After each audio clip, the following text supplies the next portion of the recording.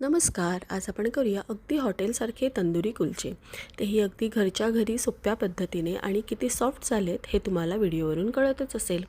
त्यासाठी इथे मी 1 वाटी मैदा आणि 1 वाटी गव्हाचं पीठ घेतले. मी दोन्ही पिठं अर्धी अर्धी घेतलीत. तुम्ही पूर्ण गव्हाचं किंवा पूर्ण मैदा वापरूनही करू शकता. यामध्ये चवीपुरतं मीठ घातलं आहे, पाव चमचा बेकिंग पावडर आणि त्याहीपेक्षा कमी बेकिंग सोडा घालायचा आहे. त्यामध्ये 4 चमचे दही घातलं आहे. हे सगळं थोडं मिक्स करून घेऊया. त्यामध्ये 2 चमचे तेल घातले. दही, बेकिंग पावडर आणि बेकिंग सोडा यामुळे पीठ फर्मेंट होण्यासाठी मदत होते, त्यामुळे नक्की घाला. आणि आता थोडं थोडं पाणी घालून आपल्याला याचा सॉफ्ट असा डो मळून घ्यायचा आहे.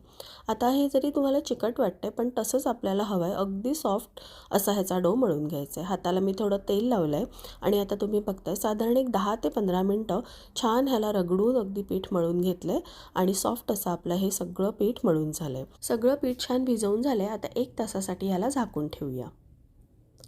1 तासानंतर बघा छान असं आपलं पीठ फुललेलं आहे.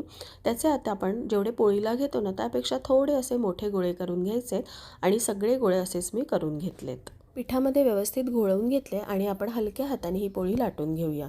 तुम्ही गोलही लाटू शकता किंवा थोडी लांबट म्हणजे लंबगोलही लाटू शकता. आता याच्यावर मी तिळी आणि कोथिंबीर घातली आहे. काळे तिळी घातले ना की खूप छान दिसते.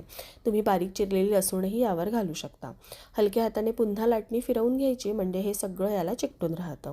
आता याच्या मागच्या बाजूला मी असं ब्रशने पाणी लावून घेते, म्हणजे काय होतं, ती पोळी आहे ना ती तव्याला चिकटते. तव्यावर घातल्यावर थोडं बोटाने प्रेस करून घ्यायचं आहे. 2 मिनटं ह्याला झाली की असं गॅसवर हे उलट्या साईडने करून घ्यायचं. आता हा माझा नॉनस्टिकचा तवा आहे, तरी पण तुम्ही बघताय किती छान होतं आहे. जर तुमच्याकडे लोखंडाचा तवा असेल ना पण त्याला हँडल असलं पाहिजे तर तुम्ही अगदी आरामात ही पोळी शेकू शकता. तर मी मागच्या साईडनेही दाखवते किती छान खरपूस अशी भाजली गेली आहे.